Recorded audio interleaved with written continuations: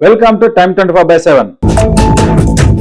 రైతు భరోసా పథకం కింద రానున్న 9 రోజుల్లో రైతుల బ్యాంకు ఖాతాలో 9,000 కోట్లు జమ చేయనున్నట్లు ముఖ్యమంత్రి సీఎం రేవంత్ రెడ్డి ప్రకటించారు. మంగళవారం హైదరాబాద్ లో నిర్వహించిన బహిరంగ సభలో ఆయన రైతు భరోసా నిధులను విడుదల చేశారు. వర్షాభావ పరిస్థితుల దృష్ట్యా ప్రభుత్వం సిఫార్సు చేసిన 7 రకాల అధిక దిగుమతినిచ్చే వరి వంగడాలను సాగు చేయాలని ఈ సందర్భంగా ఆయన రైతులకు విజ్ఞప్తి చేశారు. రైతు భరోసాకు అవసరమైన నిధులు అందుబాటులో ఉన్నాయని, రైతు వేదికల వద్ద నాణ్యమైన వరి విత్తనాలను సిద్ధం చేశామని ముఖ్యమంత్రి తెలిపారు. తమ ప్రభుత్వం గత 30 నెలల కాలంలో రైతుల సంక్షేమం కోసం చేపట్టిన చర్యలను ఆయన వివరించారు.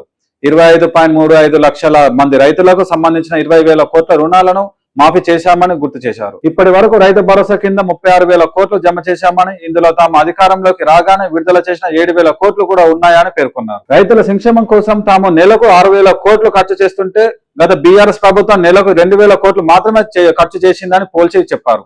రైతు సమస్యలపై చర్చించేందుకు అసెంబ్లీ ప్రత్యేక సమావేశానికి ఏర్పాటు చేయాలని, బీఆర్ఎస్ 10 ఏళ్ల పాలనపై తమ 2.5 ఏళ్ల పాలనపై చర్చకు సిద్ధమా అని ప్రతిపక్షానికి సవాల్ విసిరారు. కేసీఆర్ హయాంలో మిగులు బడ్జెట్ తో ఉన్న తెలంగాణ అప్పులు ఊబిలో కూరుకుపోయిందని, రాష్ట్ర అప్పు 8.11 లక్షల కోట్లు చేరిందని రేవంత్ రెడ్డి విమర్శించారు. వచ్చే ఎన్నికల్లో తెలంగాణలో బీజేపీ అధికారంలోకి వస్తుందని ఆ పార్టీ నేతల వ్యాఖ్యలను ఆయన ఎద్దేవా చేశారు. ప్రధాని మోదీ ఇచ్చిన హామీలు ఏమయ్యాయని ప్రశ్నించారు. ఎన్ని అడ్డంకులు సూచించినా మోసీ సుందరీకరణ, రీజనల్ రింగ్ రోడ్, మెట్రో రైలు విస్తరణ పనులు పూర్తి చేస్తామని ఈ సందర్భంగా స్పష్టం చేశారు. షేర్ చేయండి, లైక్ చేయండి, సబ్స్క్రైబ్ చేయండి.